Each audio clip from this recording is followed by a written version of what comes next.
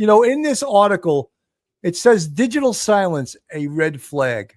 Now, as more details begin to trickle out through previously sealed police reports and court documents, the team is revealing to this newspaper, The Independent, what they learned about the killer through his digital footprint.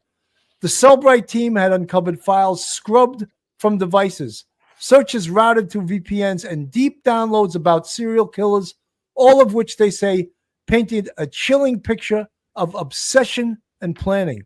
While DNA from the knife sheath ultimately tied Kohlberger to the crime scene, it was the voids in his otherwise trackable life that revealed how the killings were premeditated, according to experts. Forensic analysis revealed that Kohlberger's phone had only 4 periods of total inactivity dating back to June 2022. I think that's what you were referring to before, Bobby. One of those silent moments occurred on the night of the murders. He didn't just lose signal or run out of battery, according to the experts. This was an actual button press, power off on purpose, then a power back on 2 hours later, and in the middle of that, 4 people were killed.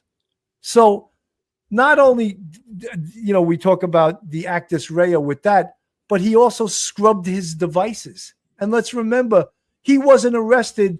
The crime occurred November 13th. He wasn't arrested until December 30th. So a good 6 weeks. So he had 6 weeks to scrub his devices, more than his devices, his car. He probably cleaned that 40, 50 times. He had enough time to get rid of evidence, to get rid of the murder weapon, to get rid of bloody clothing, to clean his car. I've never heard, no matter how many times someone cleans it, law enforcement not finding some type of forensic evidence inside the car. It seems like they didn't in this case. Yeah, I think he probably cleaned it pretty well. So when he first was arrested, I made the kind of a snarky remark that if he was going to get his PhD to become like this master killer, he should get his tuition money back. But when you see things like this is probably something he learned in the course of his criminology studies, to shut the phone off. Now, he doesn't realize that, when you don't shut it off for years, and then the night of the murder you shut off, there's this 2 hour, blank. He that was pretty stupid, but it's what we call a forensic countermeasure. So it's knowing after the fact that you have to kind of do, or before the fact that you have to kind of do stuff. And so this is his half-hearted attempt at being a master criminal, but it's still, to me, evidence of his premeditation, of his knowledge that he's going to, commit this crime, and he does not want his phone associated with that location. It's the only reasonable explanation to have this once every couple of years event happen the very night of the murder that he's accused of committing. So I think that, and wearing coveralls, forensic countermeasure, because you get old blood on that stuff, you take it off, you dump it. It's one piece of clothing that you have to get rid of, and that's probably what he did.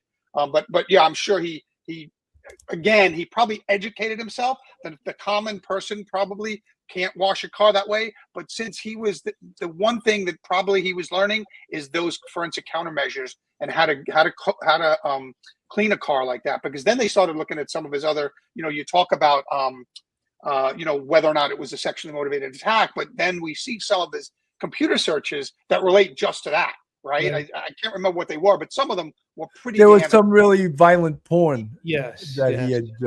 But also like how to attack a sleeping girl or how to rape a sleeping girl. Like really weird searches that indicate to me that he was probably, a sexual sadist, kind of psychosexual motivated killer.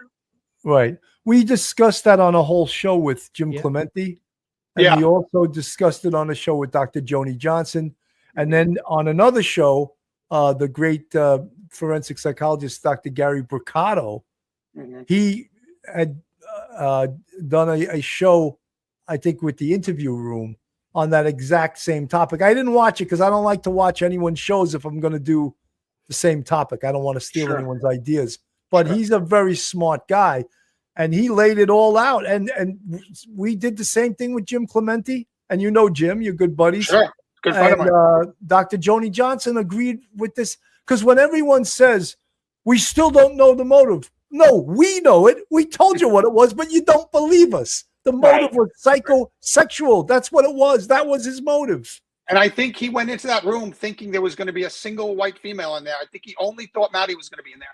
And the fact that there was somebody else in there was a bigger struggle. Xana came down the hallway because she heard the commotion. I think all of that upset his plan. We don't really know. Only he knows exactly what his plan was for sure. But we can all, based on our experience and what we've learned from this case, we can make that experience guess that he was probably, driven by a psychosexual motivation. And I think that he thought he'd have more time in the room with Maddie alone.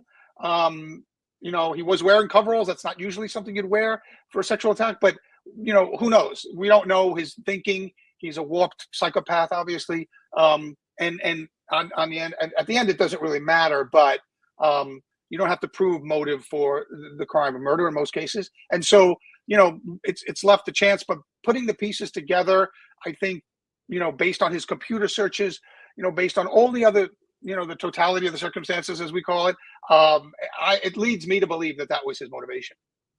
When I first saw Kohberger after they first arrested him on December 30th, I couldn't help but think of look at this geek. He's a geek. He's an absolute geek. What, this guy really murdered these 4 students? He doesn't seem capable of, of walking and chewing gum at the same time. But yet then you see him in court with that 1,000-yard Vietnam stare, we used to call it, right? Just his eyes, like the eyes of a shark, no feeling, no life in them. And then with his answers, just one word, 3-letter word, yes, yes, yes. And he should have never been allowed to answer that. I believe he should have been forced to allocute and as part of the deal. The deal that the government cut for themselves was a horrible deal. All they got was the plea, and they got no information for it. Mike, your thoughts? Yeah, Bill, although he doesn't look like much, he doesn't look like, some sort of Terminator figure.